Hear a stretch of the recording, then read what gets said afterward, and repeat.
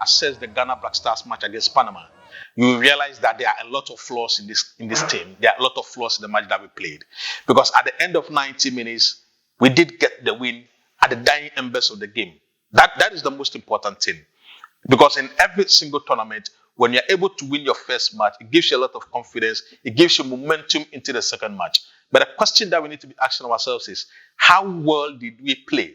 Did we play to the extent that it's going to boost our confidence, it's going to boost our morale going into the game against England? Because on the day against Panama, to be sincere with you, I'm no disrespect to Panama, but if you are playing a World Cup match against Panama and we tend to be that defensive, we tend to be in the low block defensive shape, getting only 38% of through the entire match, with Panama getting almost 62%, it just tells you how dominant Panama was.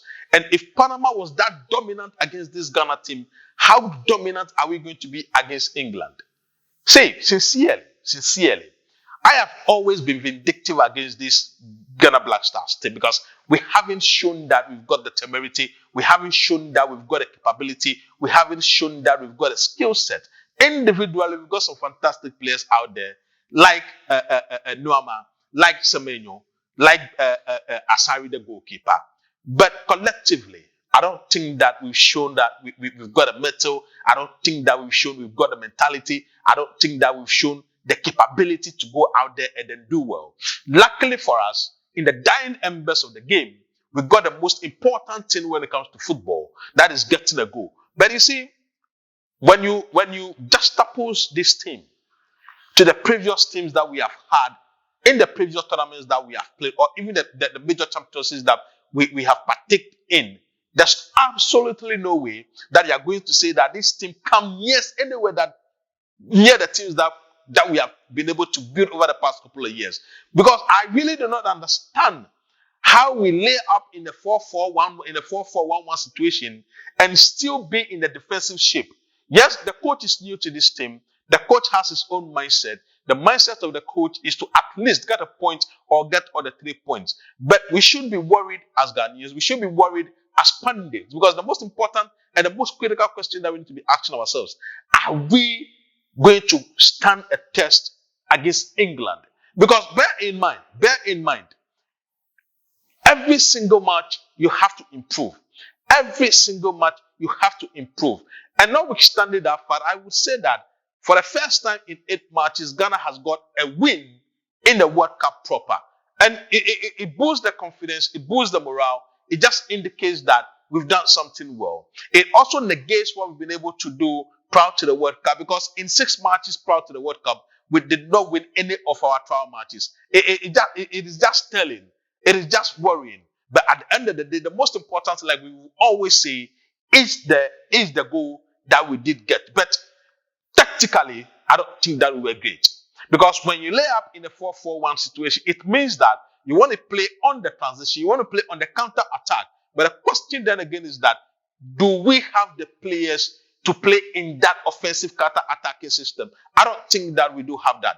I don't think that we have the players who have got so much pace. I don't think that we have the players who can break the lines. I don't think that we have the players who can spot the runs of the wingers, even if they have the speed or they have the pace to run in behind the defenders of the opposition. Because against Panama, who was attacking, if we have quality when it comes to transition, if you have quality when it comes to counter-attacking football, if you have quality when it comes to putting in those deep runs and the balls into the 18-yard box, we could have gotten more than a goal. But it just shows, it just indicates that we don't have the quality to play the kind of system that we did play against Panama.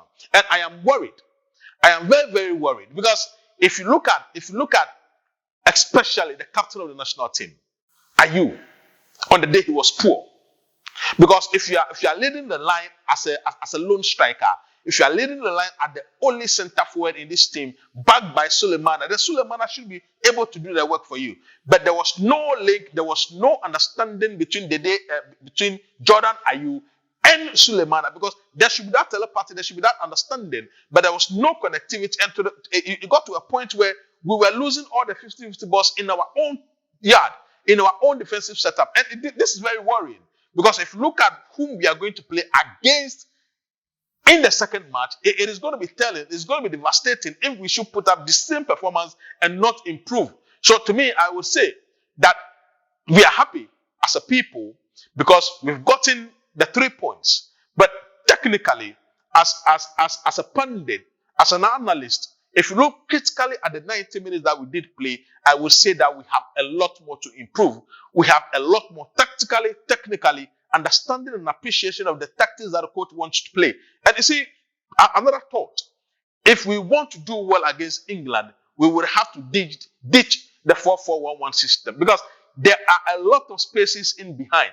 You know, and the moment you are creating that, the moment you are allowing the opposition to create those spaces in behind, England has the talent to pick you apart. You look at what they did against Croatia, 4-2. Yes, it just indicates that they are vulnerable at the back as well, but they've got the talent to hurt you, either in the counter or when they come at you. Imagine playing 2-2, and then all of a sudden, Jude Bellingham comes into the game, Harry Kane comes into the game, Marcus Rashford comes into the game, Anthony Gordon comes into the game, Saka comes into the game. This is an array of attacking talent that on any single day will hurt you. And if this is how Ghana is going to play, then I bet we are going to struggle against England and even Croatia. So my take is that we will have to improve both the mentality aspect, the work rate, the tactical aspect of the game. And the coach would have to let the players understand that we won, but we did not play well.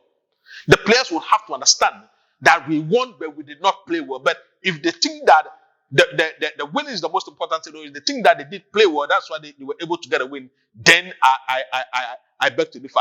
But kudos to Yirenkyi, because for you to get your first goal on your first start in the World Cup, it means that what? You've ended, and he deservedly, did that run. And if you look at how the goal came, it's just indicative of the fact that he did a deep run from midfield and then latched onto the pass into the open net. But the most important thing is that the confidence that he had to replace Partey in that setup. Because prior to the match, we were all very sad that Partey was not going to be a part of the team because of the visa issues that he had with the Canadian immigration officers. But when you have a team and you have able players who can deputize, if you have a team and you have players who can come into the fold and then bring different dimensions to what we know, then it means that the team can improve and then do well. But for us, I think, for us to go out of the... And you see, the good thing about this tournament is the fact that third place teams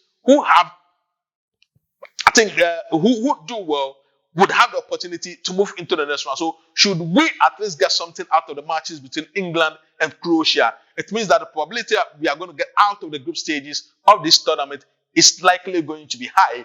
But against England, I really, really do not think that we are going to get anything out of it. If we keep, or if we maintain this performance, should we get anything out of the match with England, then we would have to improve 1,000-fold for us to get anything out of the match with England.